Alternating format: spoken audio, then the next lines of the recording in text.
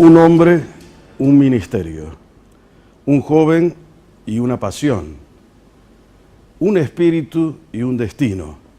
¿De qué estaré hablando? Dirá la gente, ¿no? Bueno, se trata del invitado que va a estar esta noche con nosotros. Y te voy diciendo algunos conceptos, sobre todo en materia económica. Política ortodoxa o heterodoxa.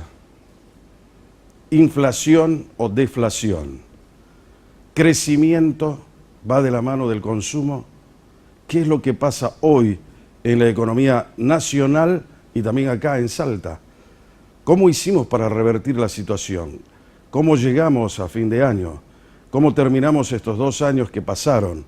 ¿Y qué es lo que se viene? Esa es la propuesta de la brújula política para no dormir esta noche, en un instante. Quédate quietito ahí y que juntos nos vamos a orientar. En un instante.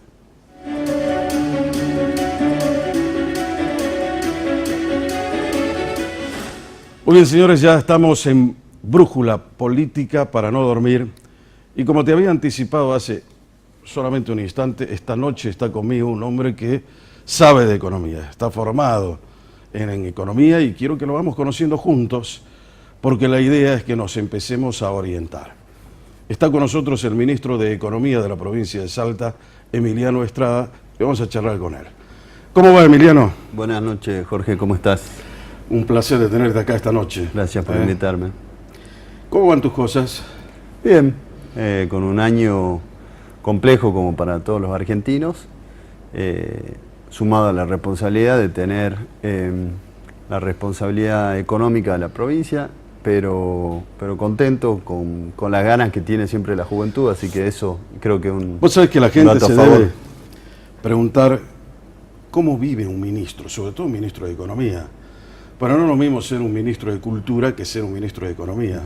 Sobre todo cuando en la Argentina, en Salta, yo diría en todas las provincias, de repente uno está acostumbrado a vivir con la economía. Claro. Es decir, uno, esta mañana por ejemplo veía un canal de televisión, 5 horas contándome el precio del dólar, qué tasas pagan las LELIQ, qué hacemos con la economía, se viene abajo, qué dice el Fondo Monetario. Es una cosa de terror, ¿no? Pero después vamos a avanzar con eso. Quiero que vos me cuentes, ¿cómo es un día tuyo, por ejemplo? Un día mío es normal, lógicamente, como el de cualquier persona cuando se levanta, desayuno, estoy un rato con mi esposa, y de ahí sí arranca el día anormal, si se quiere, que es cuando uno sale al trabajo. Generalmente todos los días hay problemas nuevos, o sea que sumado a lo que uno planifica... ¿A qué hora arrancas tu día? Yo arranco en la oficina a las 8 de la mañana. ¿Pero a qué hora tu día? Y mi día lo arranco alrededor de las 7 de la mañana, 7 menos cuarto de la mañana. Luego llego a la oficina y estoy de corrido hasta las 8 o 9 de la noche. O sea, no vuelvo a mi casa. O sea que almorzás ahí en el Gran Buro. Adentro de la oficina, sí. Mientras tengo alguna otra reunión, digamos. Entonces... Estamos hablando de más de 14 horas de trabajo. ¿Todos los días? Sí, todos los días. Eso, lógicamente, en lo que hace a la vida normal de cualquier persona, te quita tiempo familiar, te quita tiempo... ¿Tenés chicos? No, todavía no tengo hijos, entonces eso también es algo que uno puede disponer de más tiempo, pero después de que salgo del trabajo soy una persona sumamente normal. No sé, por darte un caso, los miércoles a la noche me voy a jugar al fútbol con amigos, ayer salí a comer con mis amigos, salgo con mi mujer, hago un asado, etcétera. Porque siempre del día que asumí en el cargo de ministro, me puse como objetivo no relegar las cosas de Emiliano Estrada, porque si no Emiliano Estrada se convierte solamente en el ministro Estrada. Entonces la única forma de mantenerte con los pies en la tierra, sabiendo qué es lo que pasa en la calle y sabiendo qué siente la gente común, que no tiene la responsabilidad de estar en un cargo de ministro, es estando con tus amigos, digamos. Si vos te aislás... O sea, no perder tu identidad. Claro, porque si vos te aislás y solo estás con ministros, o solo hablas con el gobernador, o solo hablas de política y demás, terminás encapsulándote en una burbuja que te aleja de la gente, digamos. Y te aleja de vos mismo también. Y te aleja de tus amigos también. ¿Tus amigos son de la política o No. son quiénes son tus amigos, por ejemplo? Mis amigos son del colegio. Ajá. Y algunos que fui conociendo en la vida, digamos, pero te diría que de mi grupo de amigos no hay ninguno de la política y tampoco son amigos recientes, digamos, como desde que estoy en el cargo. Son ¿No amigos se hace amigos recientes. en la política o sí? Se puede hacer amigos, lo que sucede con la política es que es tan vertiginosa y tan cambiante que no te permite profundizar en relaciones humanas con la gente, ¿no? Eso sí que es interesante, no te permite profundizar en las relaciones humanas. ¿Y a vos te importa profundizar en las relaciones humanas?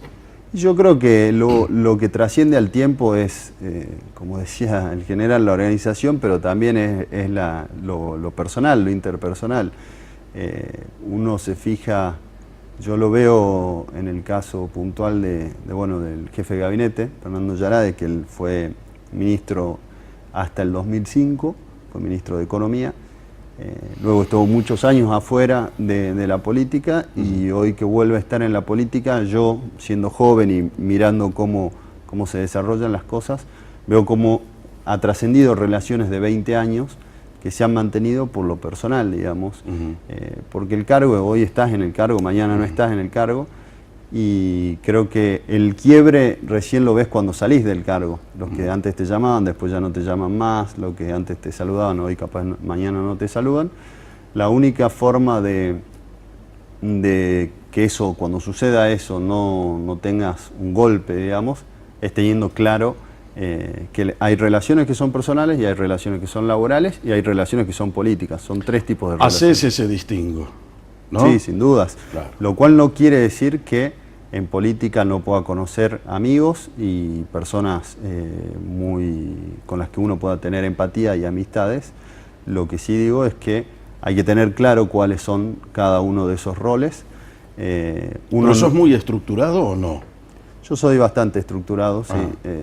Con ¿Y es mi bueno o vida, es malo digamos. ser estructurado?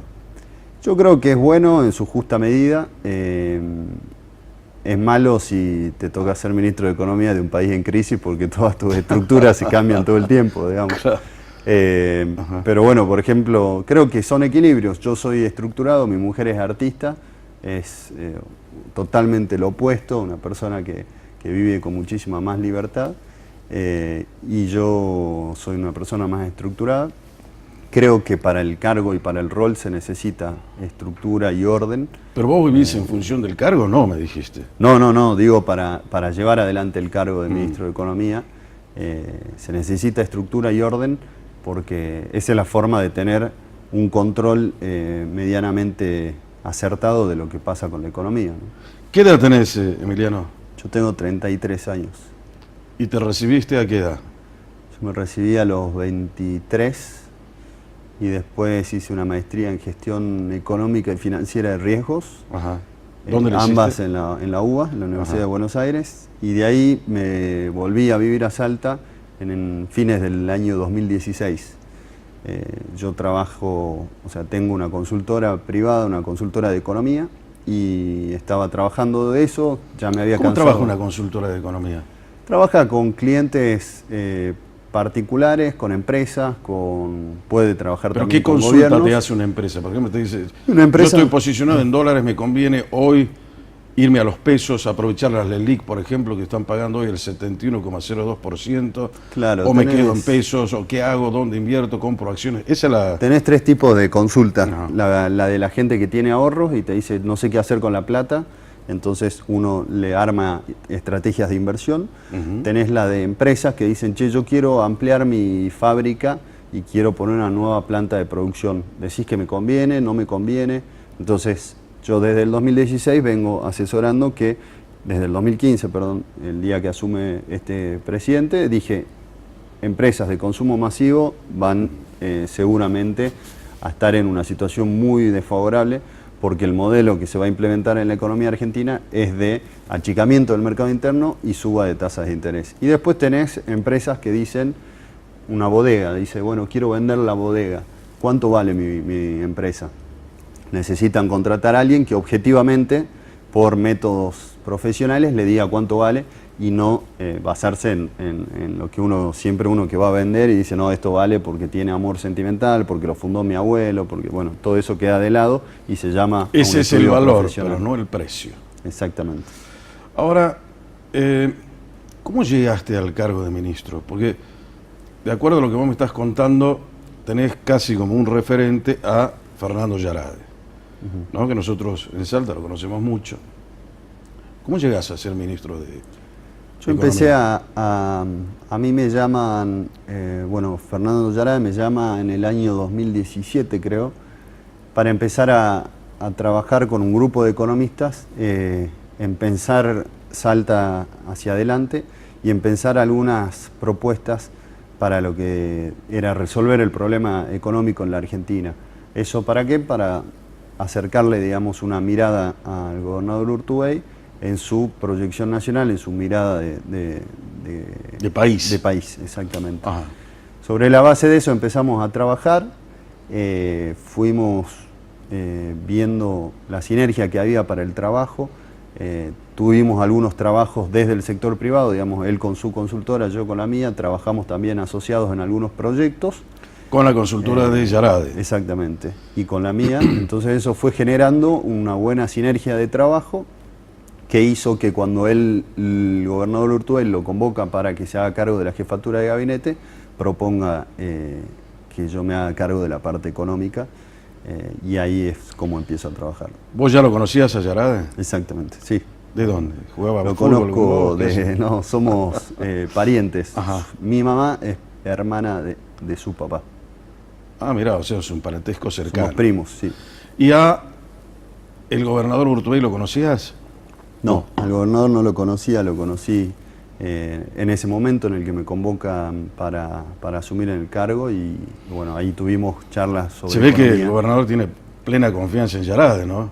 Puede decirle, bueno, vos sugerime el nombre del ministro de Economía, que es un cargo clave en cualquier gabinete, sobre todo acá en la Argentina, Sí. y sobre todo acá en Salta, ¿no?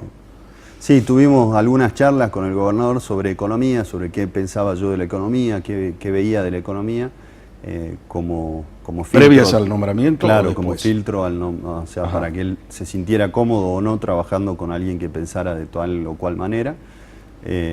Bueno, evidentemente lo convenció mi mirada de la economía y ahí fue cuando asumí el cargo. ¿Y a vos te convence la mirada que él tiene sobre la provincia? A mí me parece que tiene una mirada interesante desde el punto de vista de desde cómo nos convoca a nosotros, digamos. A mí eso fue lo que más me sorprendió de la mirada que tenía para finalizar su mandato, porque no había ningún incentivo a ordenar las cuentas fiscales de la provincia, Ajá. digo, desde la lógica política, no desde la lógica de si hay que hacer bien o no las cosas, digo, la política, lo hemos visto históricamente en la Argentina, patea la pelota para adelante, digamos. Lo que está haciendo hoy el gobierno nacional es patear la pelota para adelante, no resuelve el problema, decide congelar tarifas ahora, por ejemplo, cuando toda la vida dijo que ese había sido el problema, entonces lo que está haciendo es patear hacia adelante. Cuando a mí me convocan el gobernador para asumir al cargo, nos plantea la idea de que cuando él se fuera de la provincia, como ya no tenía posibilidad de reelección, quería dejar una provincia ordenada. Y eso nos llamó la atención porque decíamos, qué bueno que alguien que se está yendo esté pensando en que el que venga no tenga un problema. ¿Y por qué te pareció bueno eso? ¿Por lo que me estás diciendo o porque en todo caso sos una persona así? Hay una autenticidad y sobre todo una coherencia entre lo que pienso, hago y digo. Claro. ¿Es Sí, eso? yo creo que me pareció bueno por la responsabilidad institucional, digamos, que demostró el gobernador y en lo particular, lógicamente, yo tenía una mirada de la cuestión fiscal, de que había posibilidad de hacer mejor las cosas, y entonces, justamente cuando a mí me llaman, Fernando Yarade me dice, mira, yo voy a asumir la jefatura de gabinete, me parecería bueno que me acompañes en el cargo de ministro de Economía. Yo lo primero que dije fue, wow, hay un país que va a terminar en crisis, porque ya lo teníamos pronosticado en ese momento. La provincia está con déficit fiscal, está complicada en términos del programa de letras que tiene. Dije, ¿Me animo o no? Me animo o no. Pero por otro lado, justamente entre lo que pienso y lo que hago, digo, bueno, pero si yo criticaba que habían algunas cosas que había que modificar y que había que cambiar, y te dicen, bueno, sumate al equipo para que modifiquemos lo que hay que modificar y resolvamos lo que hay que resolver. Pero te dieron tenías que libertad, hacerlo. semáforo verde, para producir esas modificaciones. Sí, totalmente. No, es que si no hubiésemos tenido el acompañamiento político, digamos, del gobernador, y que también lo tuvimos de las cámaras legislativas, tanto oficialista como opositora, hubiese sido imposible llegar al superávit fiscal el año pasado. Eso es fundamental, porque si no, yo si no seguramente me hubiese ido, no habría posibilidad de hacer los cambios, de tener buenos resultados sin hacer los cambios, ¿no? ¿Sos afiliado a algún partido político? Soy afiliado al Partido Justicialista. ¿Desde cuándo? Desde hace varios años.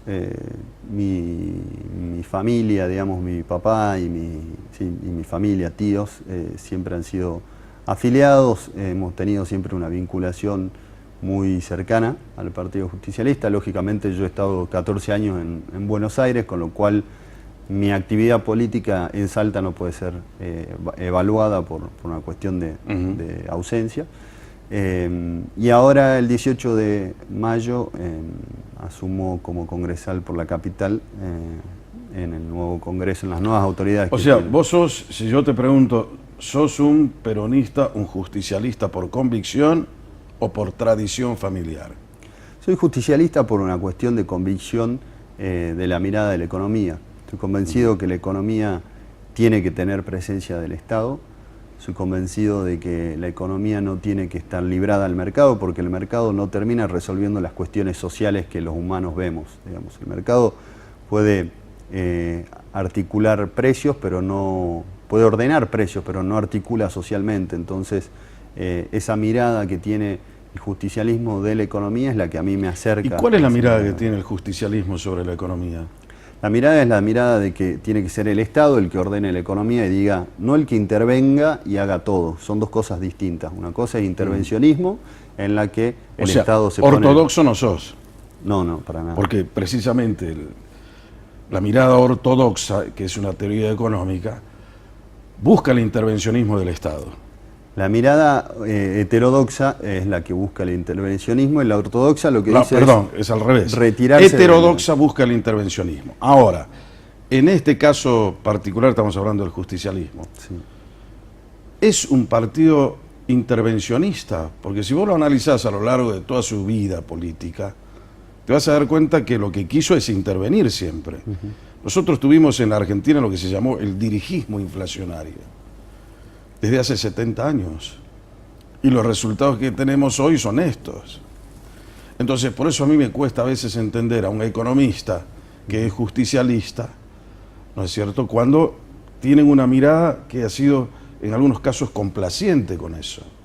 No sé si se entiende lo que quiero decir. Sí, yo como joven, digamos, dentro de esto, soy muy crítico con la dirigencia partidaria, porque, digamos, a lo largo de estos 40 años, la verdad que yo tengo una formación doctrinaria, digamos, de haber leído la doctrina, de haber estudiado en profundidad, no simplemente de haber estado afiliado a un partido. Tengo una crítica lógica con la dirigencia, que pudo haber estado a la izquierda o a la derecha sin ponerse colorado. Entonces uno dice, la doctrina, o sea, la mirada de la economía justicialista es la que implementó Menem en los 90, para nada, no tiene nada de justicialista. ¿Qué era Menem? ¿Era un liberal? Era un liberal ortodoxo que planteaba privatizaciones del Estado y el retiro del Estado dentro de la actividad económica. Quiero que, a ver, para nosotros en definitiva hemos avanzado a lo que yo quería dejar para la mitad del reportaje. Pero ya que estamos haciendo anclaje en eso, hay mucha gente que escucha a los economistas que hoy desfilan por los programas de televisión como vedettes, dicen ortodoxo, heterodoxo. Yo quiero que le expliquemos a la gente qué significan esos, que por ahí se da como conceptos que todo el mundo los conoce y no es tan así. Lo mismo pasa con el riesgo país. Sí. Dicen, tenemos 1000 puntos básicos de riesgo país, que no estamos cayendo a la vez, pero nadie sabe en realidad qué significa el riesgo país. En este caso, entre ortodoxos y heterodoxos, el planteo por ahí viene la forma en que se mira la economía. Uno lo mira como una ciencia social y el otro tal vez como una ciencia exacta. ¿Cómo lo miras vos y en qué corriente te enrolás? Definime cómo se piensa en economía estos dos términos. Por empezar, la primera definición que hay que dar de heterodoxos y ortodoxos es que son dos fanatismos. Si vos me decís, bueno, ¿yo qué soy? Yo soy pragmático. Creo que hay un montón de cosas de la ortodoxia que están bien, hay un montón de cosas de la heterodoxia que están bien y que hay que rescatarlas. Hay cosas que funcionan de la ortodoxia en determinados momentos y en otros no funcionan, y lo mismo pasa con la heterodoxia. Lo que pasa en la Argentina es que, ahora explico qué es cada una de las corrientes, pero lo que sucede en la Argentina es que tanto una como la otra se fanatizan y van siempre con el mismo manual, digamos, el mismo recetario en cualquier condición. Yo siempre digo, vos sos buen asador. Si vos haces asado a la intemperie, no es lo mismo si hay viento que si no hay viento, digamos. Entonces tu recetario cambia. Si el mundo se está cerrando como se está cerrando hoy, que todo el mundo es proteccionista, que tenés a Trump cerrando las fronteras, el Brexit en Europa, vos no podés hacer lo que hace Macri de salir al mundo a decir yo me abro porque te pasa lo que te está pasando. ¿Qué dice la ortodoxia? La ortodoxia plantea que el Estado no tiene que intervenir en nada de la economía, que se tiene que retirar y que las fuerzas del mercado, así le llama la teoría, articulan todo solamente. Y cuando no hay algo, vos decís, bueno, pará, pero ¿cómo que articula todo si acá estamos viendo que esto sale mal, que esto sale mal, que esto... ¿Quién va a ir a llevar salud a Nazareno si no es el Estado, por ejemplo? La teoría ortodoxa te dice, no, el mercado solo va a hacer que algún privado aparezca y ponga una clínica en Nazareno o en Iruya. No, porque no es rentable y el privado lo que busca es rentabilidad. Exactamente. Entonces, ante esas fallas de mercado, ¿qué dice el justicialismo? Tiene que haber un Estado presente tapando esas fallas de mercado. Y entonces la ortodoxia plantea, e incluso en la teoría económica, en los manuales, cuando uno estudia en la universidad, es muy gracioso porque cuando dicen qué es lo que soluciona esas cosas que no tienen explicación, como esto de poner una clínica en Nazareno, hablan de la mano invisible. Es una cosa graciosa porque es tan irracional que no se entiende cómo se enseña en la universidad una cosa de esa magnitud. Por el otro lado, la heterodoxia tiene dos versiones. Tiene una heterodoxia que es más pragmática, si se quiere, que dice, no, bueno, yo estoy de acuerdo en que no tiene que haber déficit fiscal. Ahora, si entramos en una guerra mundial y nuestro pueblo entra a pasar hambre, bueno, pasemos a tener déficit fiscal porque es temporal y después lo acomodamos. Ahora, tenés otra heterodoxia que es otra vez la fanática, que dice, bueno, hay que producir vasos, que lo produzca el Estado. Hay que producir mesas, que lo produzca el Estado. Y eso, yo no estoy de acuerdo con eso, porque siempre en la producción de bienes y mercancía va a ser más eficiente el privado. Lo que hay que hacer, el Estado tiene que estar ahí donde el privado no va a estar nunca, como es en una clínica en Nazareno, porque no es rentable. O sea, casi es una posición ecléctica la tuya. Lo mejor del ortodoxo y lo mejor del heterodoxo aplicado a un caso concreto para hacer un traje a medida. Exactamente. ¿No? Entonces, así lo podemos definir. Exactamente. Claro. Yo creo que lo principal que tiene que tener un economista es el diagnóstico, es decir, qué está pasando en el mundo, qué está pasando en la Argentina, qué está pasando en Salta. Yo me acuerdo la primera vez que fui a la Cámara de Diputados a presentar el presupuesto del 2018, fue a fines del 2017. Y me acuerdo que yo arranqué hablando de cómo se estaba moviendo el patrón de consumo en China.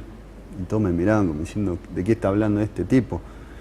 Bueno, arrancamos para ver el patrón de consumo de China, nos explicaba que si los chinos están pasando a comer de arroz, pasan a comer, lo digo en simple para que se entienda, proteína animal, significa que van a consumir más cerdo. Si consumen más cerdo, van a demandar todavía más soja. Bueno, todo eso daba una explicación de cómo iba a estar el precio de la soja, con lo cual sabíamos cómo iba a estar las retenciones, que en ese momento estaban todavía, y los recursos para la provincia. Bueno, todo eso nos iba dando certeza y ahí decíamos, no podemos seguir con este programa financiero que teníamos en ese momento porque las tasas de interés van a subir mucho. Bueno, damos toda la explicación. Lo que digo es, lo primero que hay que hacer es hacer un buen diagnóstico. Esto sucede, es lo mismo, digamos, vos sos periodista, si vos antes de informar no haces un buen diagnóstico de la realidad, seguramente vas a tener una terapia mala. Una terapia mala. Lo mismo pasa con un médico, con cualquiera.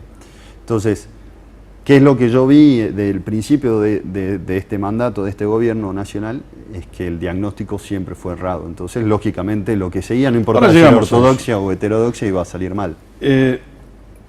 Llegaste con 33 años, nada menos que a un Ministerio de Economía de una provincia donde, como decíamos antes, hoy el argentino tiene que dormir pensando en el precio del dólar, qué va a pasar con el interés, si puede crecer su economía, si tiene una pyme, si da empleo. Es una cuestión sumamente complicada. Y de repente hay un peso que debe ser mortal, porque a veces uno no se imagina también en los zapatos de un funcionario, ¿no?, que tiene que solucionar los problemas de la gente. Ahora vos me decías, yo tuve posibilidad y libertad de acción para integrarme a un equipo de trabajo y poder producir los cambios. ¿Se han hecho muchos cambios en este tiempo desde que vos sos ministro? Sí, se hicieron muchos cambios. ¿Eran necesarios los cambios? Eran necesarios. Bueno, a ver, a las pruebas me remito, digamos, la provincia venía de 4 años de déficit fiscal, necesitaba hacer cambios para que, primero, no siguiéramos con el déficit fiscal y segundo, no tenga complicaciones de pagos de sueldos y demás, porque lo que tiene que entender la gente en épocas de crisis es, porque ahora empieza todo el mundo a decir, bueno, que el Estado de esto, que el Estado de aquello, que el Estado de aquello, tiene que saber que eso de algún lado sale esa plata. Las provincias no tenemos capacidad de tomar deuda como hace el gobierno nacional o de emitir billetes para pagar esos gastos. ¿Qué es lo que crea inflación, entre otras cosas? Es lo que crea inflación. Entonces, cuando a nosotros nos dicen, bueno, queremos que se congele, por ejemplo, el boleto del colectivo. Si nosotros tenemos que sube el precio de la nafta, que sube obviamente el sueldo de los choferes por la cuestión salarial de la paritaria, y estamos en un punto en el que lo que ingresa lo gastamos. ¿De dónde sacamos la plata que nos está faltando? Bueno, pero ahí en el medio de eso, que es el razonamiento que vos querés llevar, está la política. El que hace mala política. Pues dice, no, yo quiero que lo congelen, porque los sueldos no subieron más del 38%. Entonces, la gente no puede pagar ese boleto de transporte. Pero sin embargo, ¿cómo hacemos para que el transporte funcione si tenemos esos ítems que vos acabas de señalar, que se tienen que pagar, la plata tiene que salir, y a eso le tenemos que sumar las gratuidades que tenemos en Salta, los jubilados, los escolares, estudiantes y demás, que suben sin pagar un centavo. Exacto. Ahora, mal llamadas gratuidades, porque de alguna plata, esa plata tiene que salir de algún lugar. Es decir, la está pagando inclusive el que no sube a un colectivo, o sea, todos. Sí, a ver, hay una cuestión que es fundamental, que tiene que ver con mirarlas, digamos, en eso son muy astutos los economistas. Generalmente nosotros ponemos una foto y hacemos un recorte donde conviene el número. Generalmente, para no equivocarse, hay que ver la película. Si uno mira la película de Salta en los últimos 5 años, por ejemplo, se va a dar con un incremento de sueldos de el orden del 37,5, 38 este año, 22,5 el año anterior y así, y va a ver que hay más de un 100% de aumento en 4 años, lógicamente, ¿no? Ahora, cuando uno mira qué pasó con el boleto del colectivo, puntualmente en ese tiempo, el boleto del colectivo no se movió muy por debajo de lo que era el incremento de sueldos. Entonces, eso, lógicamente, empieza a generar complicaciones hacia adelante. Te doy un ejemplo para que todos lo entiendan y vean cómo nos afecta a todos. El IPB, el Instituto Provincial de la Vivienda, durante mucho tiempo tuvo las cuotas que se paga para cuando uno adquiere una casa del IPB, paga cuotas, ¿no? Bueno, habían cuotas que nunca se habían actualizado por la inflación, por lo que fuera. Cuando tu sueldo, tus ingresos, todo se había venido actualizando, el IPB tiene cuotas de 60 pesos. Hay gente que paga una cuota de 60 pesos por una casa. Entonces, ¿por qué yo como ministro de Economía, ¿por qué yo como ministro de Economía, es decir, cómo no vas a hacer eso? ¿Por qué yo como ministro de Economía digo, aumentemos y reajustemos eso? Porque el que nos está mirando del otro lado, que todavía está esperando que el IPB le dé una casa, la casa del que nos está escuchando se tenía que construir con el fondo de recupero del que se ya tiene una casa. ¿Qué es la retroalimentación del Exactamente, sistema? porque es un fondo solidario. Claro. Entonces, cuando uno plantea esas medidas, generalmente se pone el grito en el cielo de muchas personas que dicen, no, ¿cómo nos van a subir? Que no sé qué. Bueno, lo que pasa es que el sistema tiene que seguir funcionando, porque vos ya tenés la casa. Bueno, ahora hay pero que lo ir que por pasa el es que otro. ha habido siempre una mentira de por medio. La gente cree, y eso es importante que nos demos cuenta todos, no hay nada gratis y hay que poner esfuerzo, trabajo, voluntad, orden y disciplina en lo que cada uno tiene que administrar en su casa. Es decir, antes, no sé, las casas se compraban a 30 años, ¿no? Toda una vida pagando la casa y después vos tenías la escritura de tu casa, era tuya, pero la pagaste con tu esfuerzo. En cambio ahora, la situación ha cambiado. Nosotros queremos la casa ya y hay un déficit habitacional en Salta. Urtubey dice que es el que ha construido la mayor cantidad de casas en la historia, 21.000 y pico casas que se entregaron en este periodo. Así que lo que creo es que hay ese bache en el medio, esa gran contradicción. Quiero la casa, pero no me esfuerzo. Quiero la casa, pero la quiero gratis. Quiero la casa, pero prefiero pagar el celular antes que pagar la cuota de la casa. O sea, esto es una historia. Y lo mismo pasa tal vez con el tema del boleto. Por ahí uno dice estas cosas y no suenan muy simpáticas, pero sin embargo hay que decirlas porque la idea es esto. A ver, ¿me captan? ¿Está durmiendo el camarógrafo? Ahí. Bueno. Esto es una brújula, ¿no? Es como el programa. Hay que orientarse siempre hacia la verdad. Es esa la historia. Por eso lo pusimos en este programa, La Brújula. Bueno, estamos charlando con Emiliano Estrada, me encanta la charla, hemos visto algunas cosas personales de él, pero vamos a seguir ahondando para que entre él, yo y vos entendamos un poco más esta realidad y tengamos un rumbo, que es lo que nos importa. La pausa y vuelvo.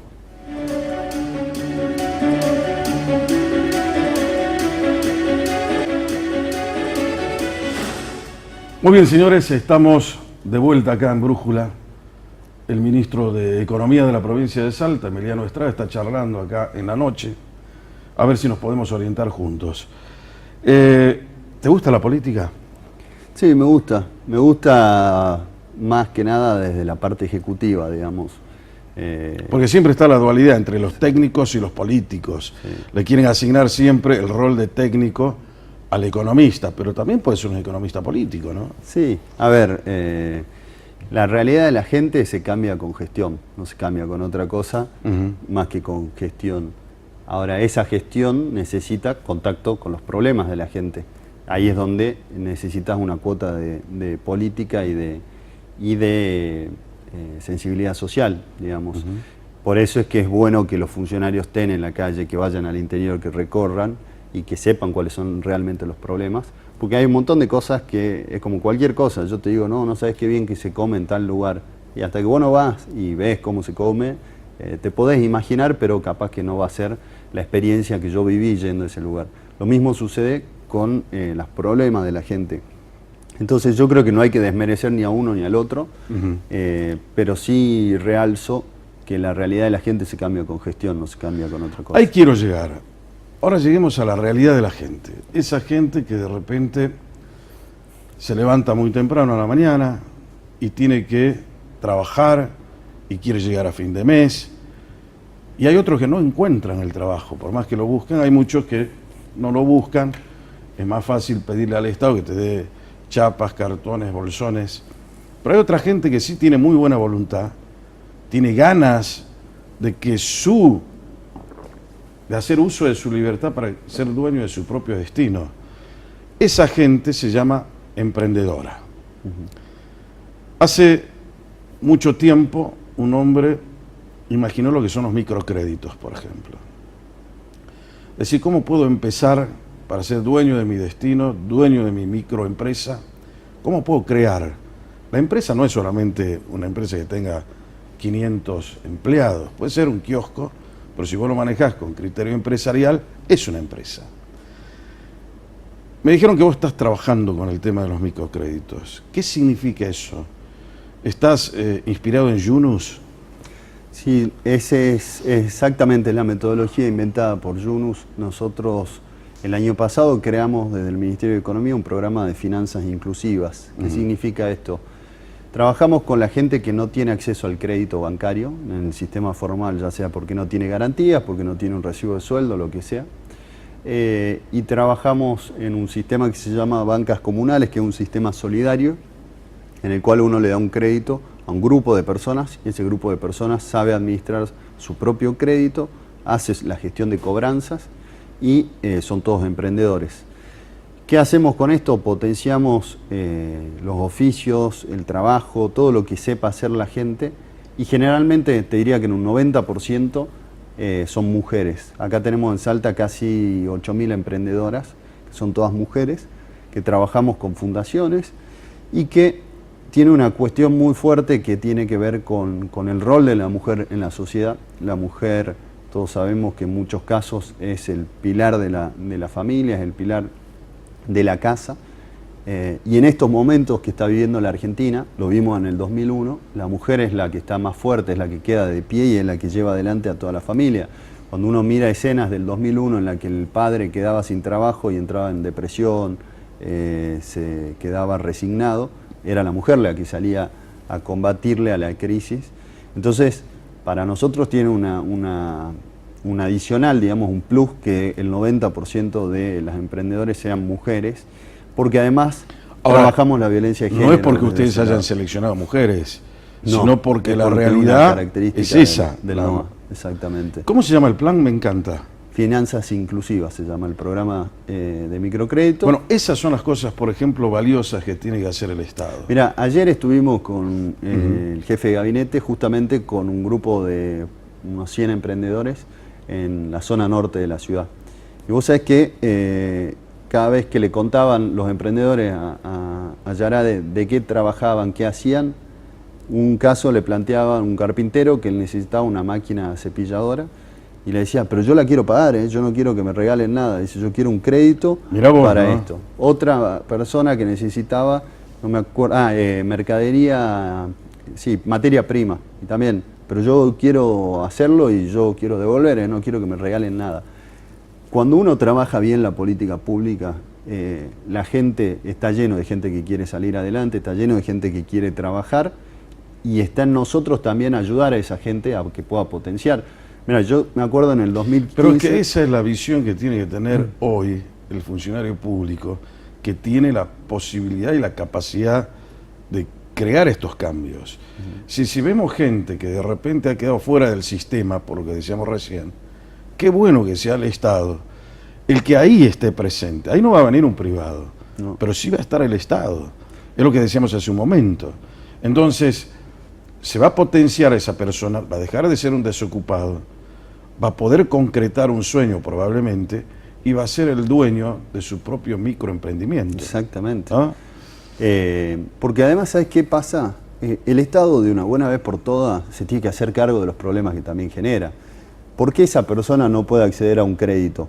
¿Por qué la mayoría de los que está escuchándonos hoy o viéndonos no puede acceder a un crédito? Porque las tasas están en el 90%. ¿Y quién llevó las tasas al 90%? El Banco Central.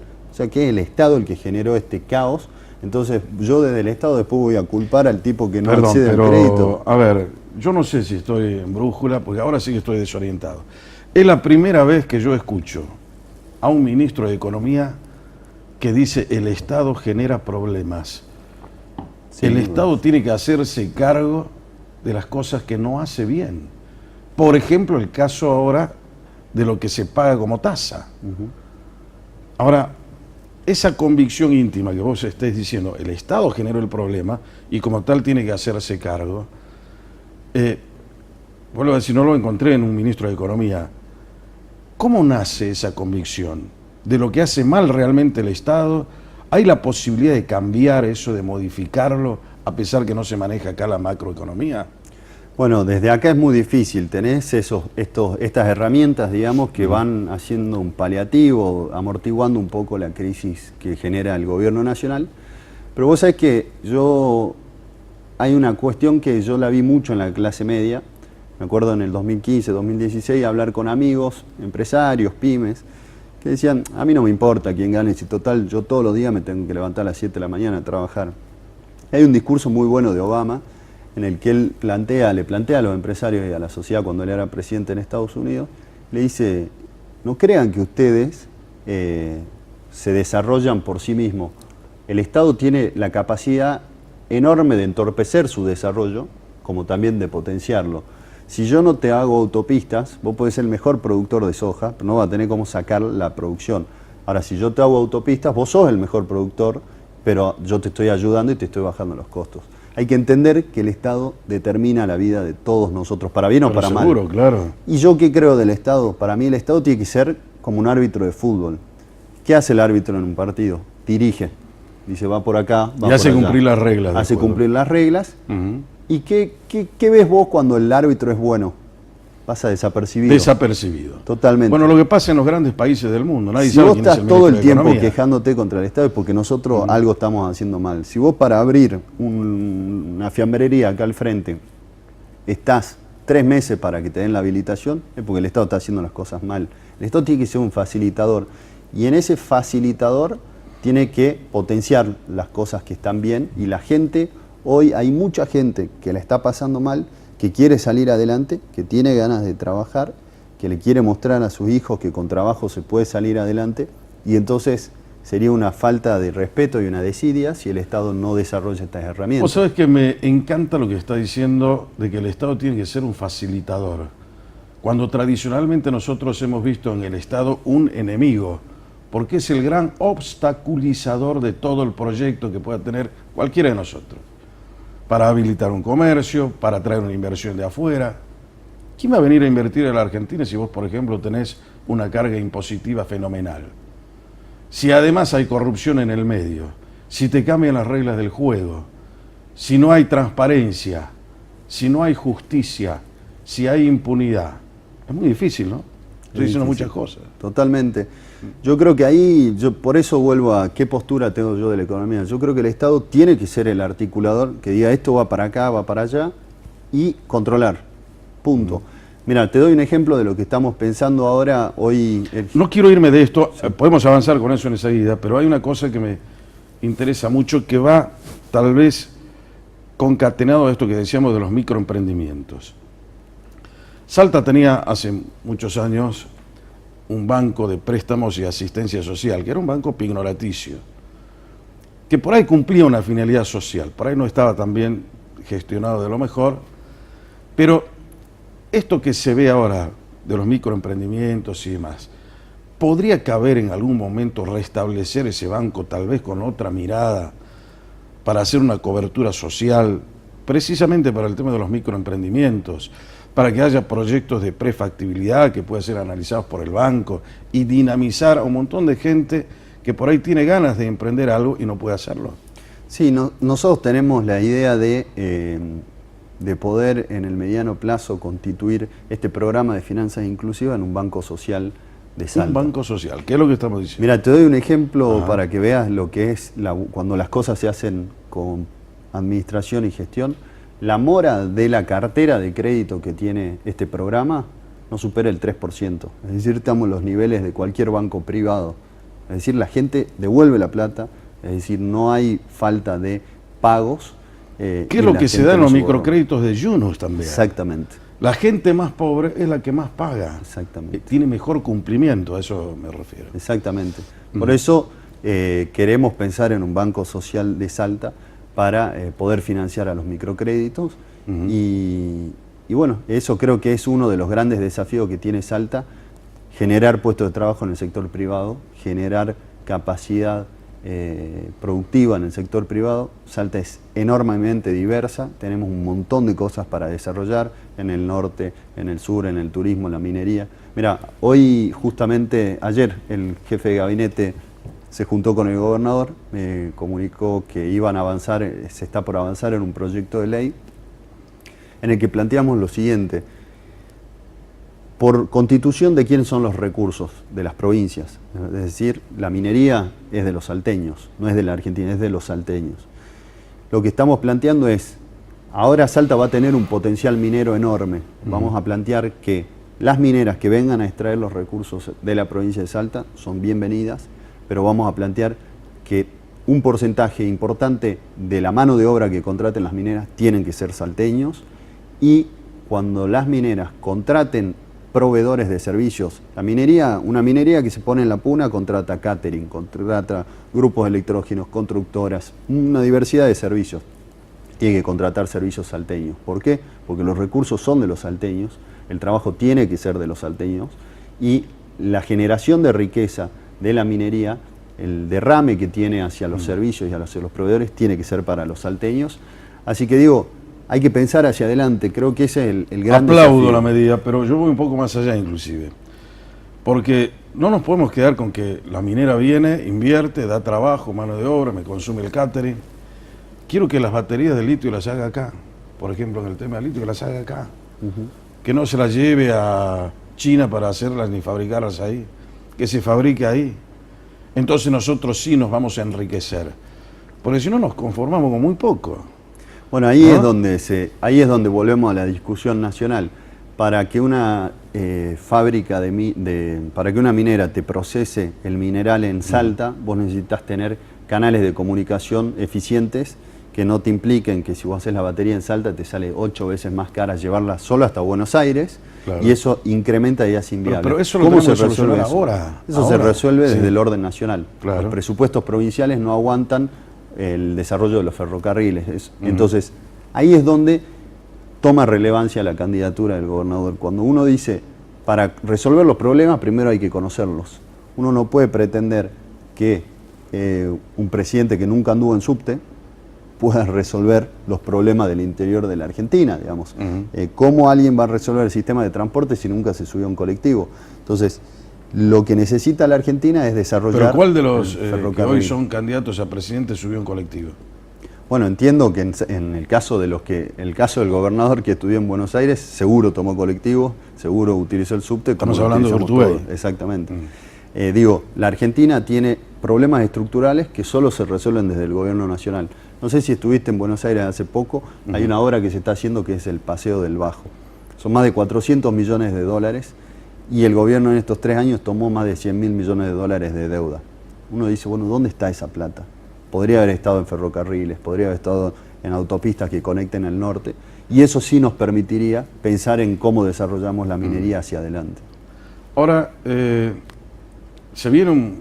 estamos en el medio ya inmersos en un año electoral donde solamente el justicialismo y Unidad Ciudadana tienen 4 candidatos a gobernador, precandidatos a gobernador, 4. Lo vamos a presentar después en nuestro próximo programa.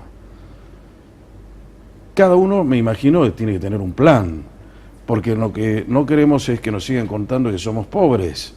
Queremos salir de esa pobreza. Una de las formas es esa que estamos diciendo ahora, ¿no?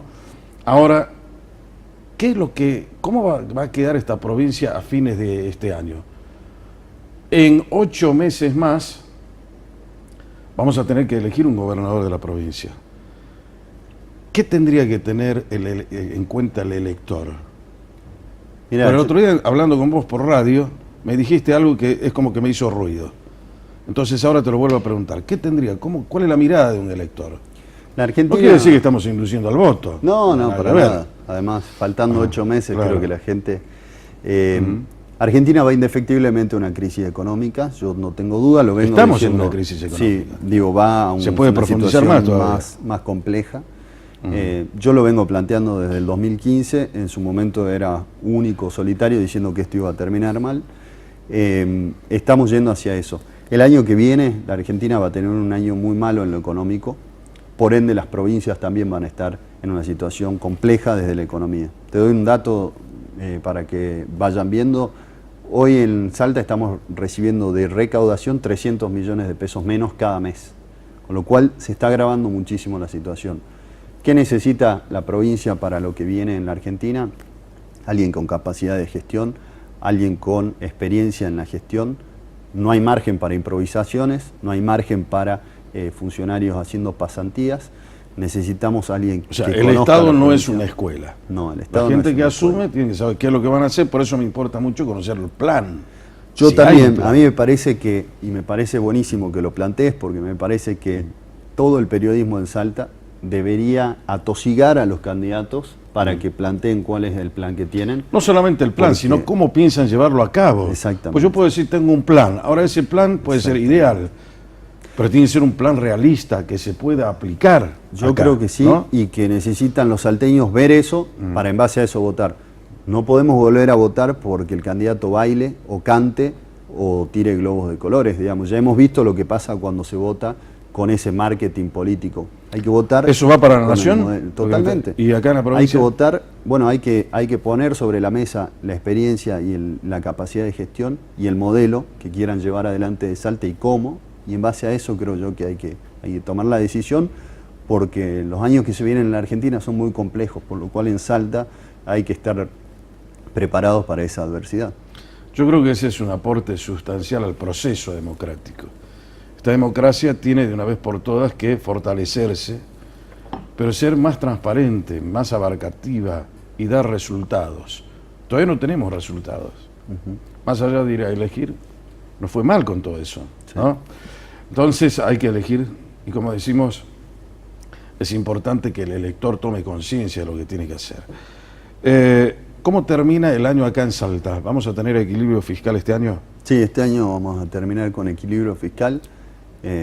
Fue una meta que nos pusimos al inicio de la gestión. El año pasado la cumplimos y este año vamos a hacer todo también para cumplirlo. ¿Les costó mucho revertir los 4.800 millones que tenían de déficit? 4.800. ¿Me equivoco en la cifra? No. Sí, fue un trabajo muy, muy duro. La verdad que los primeros meses fueron muy complejos. Tuvimos mucho trabajo, pero por suerte, como te decía, el acompañamiento político fue fundamental. Sin eso no se podría haber hecho. Ajá. Y yo públicamente le agradezco a la oposición, porque la oposición supo acompañar en ese momento decisiones y leyes que había que aprobar. Y eso también demuestra la madurez institucional que tiene Salta, a diferencia de otras jurisdicciones o incluso de la Argentina en muchos casos, ¿no? Bueno, Emiliano Estrada, 33 años, es el ministro de Economía de Salta y nos ha transmitido una serie de conceptos que a mí me parecen relevantes, ojalá que para vos también. Emiliano, gracias. Gracias por invitarme, muy bueno. No te olvides que siempre te digo esto, la brújula para que nunca perdamos el rumbo. Hasta la próxima semana.